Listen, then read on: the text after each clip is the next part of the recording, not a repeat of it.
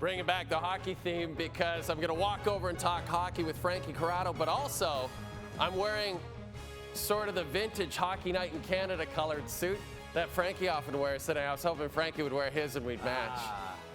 Like this, when you see this color of suit, you think vintage, you think Steve Armitage, right? You think Bob Cole. That's you think John Wells. Yeah, you think the greats of Hockey Night in Canada. You're one of the greats, too. Oh, you're the best, buddy. Thanks for this. How's your summer been, pal? Hey, the suit still fits. Yeah. So that's all that matters. Yeah. I was worried about that. I wore pants today for the first time in weeks. So that was something. That's disappointing in a way, almost, right? Yeah, like, you don't really want to do honestly, that. the question, how's summer? I get PTSD from training camp because you see all these people, right, for the first time. You haven't seen them in months. And there's so many people that work for a team. And you have to say, how was your summer? And you have to answer that question like 85 times. And I feel like we have a little bit of that here, too, where we all take a break. We come back, talk to the people in the control room, talk to everyone you're doing shows with. How was your summer? It's a boilerplate answer. Good. How was yours? Did you travel? That's about all I got for you. Right? I mean, that's pretty good. That's a pretty basic answer you could use for any situation. Though, at least with TSN, you don't have to show up to camp in shape. Right? Really, you can work your way into shape at TSN. That's really important. Right? Yeah. It's like the old school. It's like the old days. We might have to cut some people if that was the case. Right, exactly. That's right. If we had to show up to camp in shape, there'd be a lot of cuts in this place. Okay, Quinn Hughes. I said it, in the on-cam. It's Jim Rutherford's fault. Jim Rutherford came out in the spring and said, Quinn Hughes wants to play with his brothers. And then it's open season. Everybody can ask all the brothers about this now forever. All due respect to Jim Rutherford, who's a terrific executive. But at the end of the day, Quinn Hughes can be a UFA in 2 years.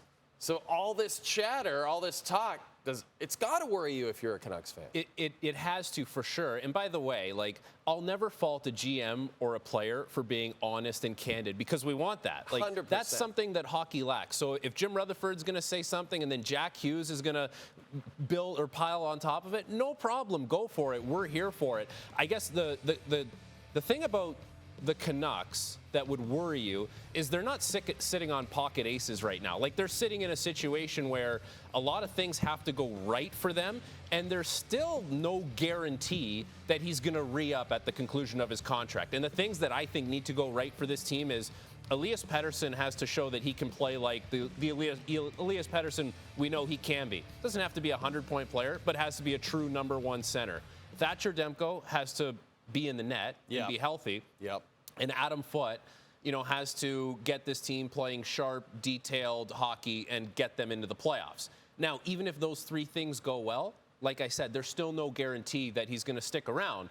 So, there should be some concern for Canucks fans, but at least if those things do go well, give yourself an honest chance of retaining his services. So, as of right now, if you're a betting man, I don't know if you are, Frankie, I really don't. No.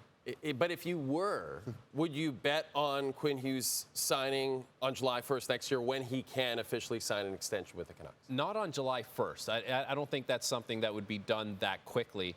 Because if a player like Quinn Hughes, you look at the position, the defense position, it's basically him and Cale Makar are the two top dogs right now. For sure. Guys like that don't need to commit July 1st. Like Connor McDavid. Best player in the game. He didn't commit on July 1st, right? So guys like that are okay taking their time because they can call their own shot. And someone like Quinn Hughes, I wouldn't fault him for doing that. Now, the thing about the Canucks that I think we have to keep in mind here is they're probably not, and I could actually say quite certainly, they're not as good as they were 2 years ago, where they were 109 points and they won the Pacific Division. But they're definitely not as bad as they were last year when they had 90 points and they missed the playoffs. They're really somewhere in the middle, but they have to get to that middle in order to give themselves a chance of retaining his services. But July 1st, I don't think that's a real deadline for a player like that. And if McDavid hasn't signed, which he hasn't, and, the Oilers are preaching and McDavid himself is preaching, it's not a big deal, then I guess we have to apply to the Hughes situation, don't we? They've got it under control for 2 years if they want it. And the thing that will be fascinating is to see where the Canucks are at that point. Because if they're not a good team and they're still, 90 points, missing the playoffs, then you'll look at it when the contract is closer to expiration and be like, okay, we got to move him. It doesn't make sense to keep him, and you'll recoup some assets. You'll never get full market value. But where it gets interesting is, what if they're a good team? Like, what if they're on the precipice of doing something in the playoffs and you got this expiring asset? You're like, well, maybe we have to just keep him and roll the dice, and maybe turns into like a Marner situation where you're not shopping him at the deadline, but you have to play out the rest of the season, see how far you can go in the playoffs, and then do something to recoup some kind of asset before July 1st. I'm sure this is the last we'll talk about it for the next 2 years. For sure. This is the last we'll talk about it. I want to ask you about Sidney Crosby. His agent, Pat Brisson, has made some interesting comments. Sidney Crosby's made some, not necessarily comments saying that he'd be open to leaving Pittsburgh, really just more that he's flattered that teams like the Montreal Canadiens are interested in him, which is a total normal thing to say.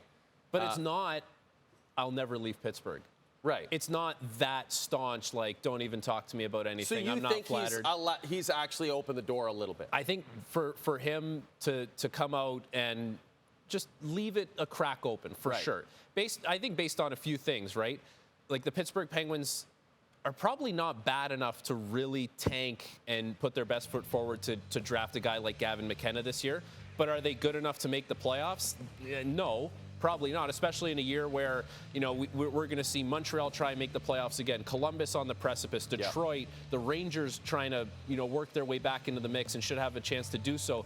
So it leaves Pittsburgh in a weird situation where, like, okay, now it's kind of getting to the point where, do you do something? There's an ownership change, you know, potentially happening in Pittsburgh as well, which should play into things. How much can they actually do with the ownership in limbo and transferring? So it definitely opens the door a little bit based on the fact that he's not just saying it's just Pittsburgh forever and don't even ask me about it anymore. And up until this point, that's sort of the sentiment that was given by him and Pat Brisson.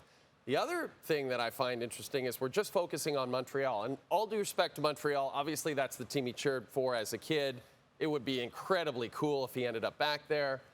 But if Sidney Crosby's available, there's a lot of contending teams that will want that player, obviously. Yeah, it would be so interesting to see which team is going to pony up their, like, true number one guy. Like, for instance, if Kyle Dubas picked up the phone, called Kent Hughes and said, I'll do a Crosby trade, but I want Demidov. Yeah. Right? Like, is Hughes going to go there? Probably not. But if Kyle Dubas calls every other team and says, I want your version of Demidov, who's going to do it? Yeah. Right? And then you open it up that way. The thing about Montreal that, you know, other than, you know, yes, he was a fan of the team, the Bell Center and that team, there's like an aura about it where I get the whole Colorado and McKinnon or a big market like the Rangers. And we always talk about with Crosby, we want to see him back making the playoffs, right? Yeah. Well, he can lose in the first round with Colorado or New York or whoever. Like, pick a team. And you don't get to see Crosby for more than 5, 6, 7 games at the most.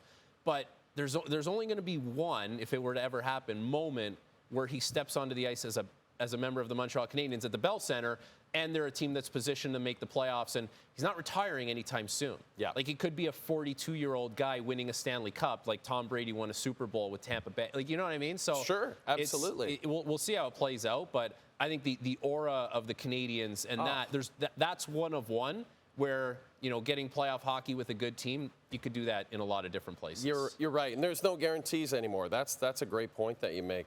More reports out of the Player Media Tour.